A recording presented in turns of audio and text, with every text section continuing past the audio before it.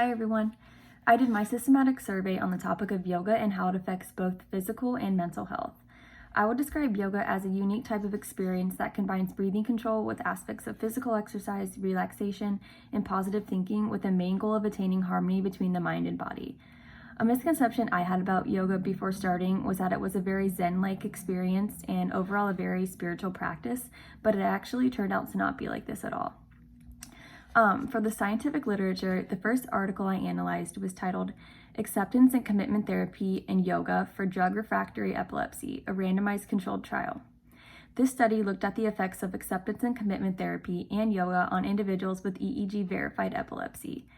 They did this by looking at their seizure index, which is the frequency times the duration of the seizure, and their overall quality of life, which was measured with the satisfaction of life scale. The results showed that both intervention groups increased the participants' overall quality of life, but the acceptance and commitment therapy did so significantly more than the yoga did. I believe that this article has aspects that fall into both the very good and good evidence categories. The researchers made very clear conclusions about the effects of both treatment groups on the participants' seizure index and satisfaction with life, which constitutes as very good evidence. However, the sample size was only 18, which would be considered good since it's not a large amount of people. The next article that I analyzed was titled Restorative Yoga for Women with Breast Cancer, Findings from a Randomized Pilot Study. This article looked at the benefits of restorative yoga on those with past or present breast cancer. This pilot study was conducted on 44 participants and randomized them into either the treatment group or the waitlist group, completing health questionnaires at both week 0 and 10. The results of the study showed that the individuals who reported an initial lower emotional well-being obtained greater benefits from the yoga treatment.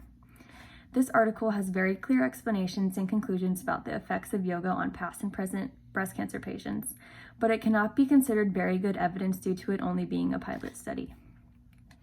The last scientific article I analyzed was titled Can Yoga Reduce Symptoms of Anxiety and Depression?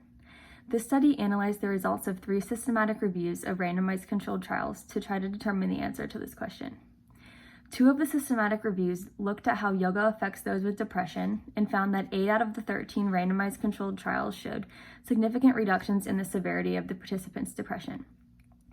The other systematic review looked at yoga and its effects on stress and anxiety and showed that about 7 out of the 10 randomized controlled trials found reductions in the severity.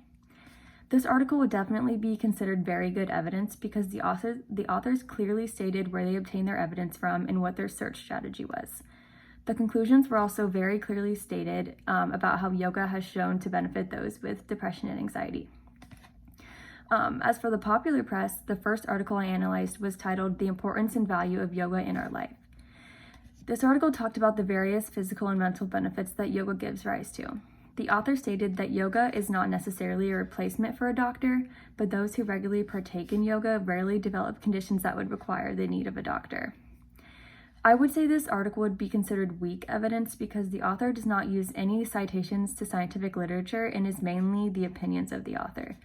This makes it nearly impossible to determine if what he is saying is accurate. There were also a lot of grammatical errors and the information was laid out very poorly and a bit scrambled. The next article from the popular press was titled 9 Ways Yoga Benefits Your Health and Well-Being. One of the claims in this post is that yoga interventions are likely to improve objective levels of stress in the body, like reduced cortisol levels and a reduced resting heart rate. The author stated that yoga required much attention to body posture, which takes away the attention from negative thoughts. I would say this article would be considered very good evidence for many reasons. First, being that whenever a medical conclusion was made, there was always a citation from scientific literature to back it up. It was also medically reviewed by a real doctor for additional credibility. The last article from the popular press that I analyzed was titled Using Yoga to Relieve the Symptoms of Depression. This article stated that yoga is very effective in the treatment of depression because it combines physical movements with meditation. Controlled movements allow an individual to strengthen their mind-body connection, while meditation allows for one's mind to be completely cleared. Another benefit of yoga, according to this article, is that it stimulates the secretion of serotonin from the brain to promote happiness.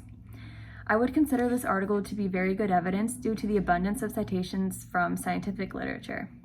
This helps ensure that the conclusions being made are consistent with the scientific literature. Lastly, this article was also medically reviewed by a real doctor for credibility. Overall, the scientific literature and the popular press present their information in very different ways, but still up providing most of the same evidence. Scientific literature is not as much about appealing to the average person and uses straight quantitative evidence to prevent facts about the practice. Scientific literature is more straightforward and loaded with evidence, so it can further be incorporated into things such as the popular press. The popular press focuses more on the opinions of the author and incorporates small amounts of credible data in a format that is easy to read for the general public. Overall, the scientific literature and popular press both work together to present the evidence-based benefits of yoga and increase its popularity as it appeals to the general public.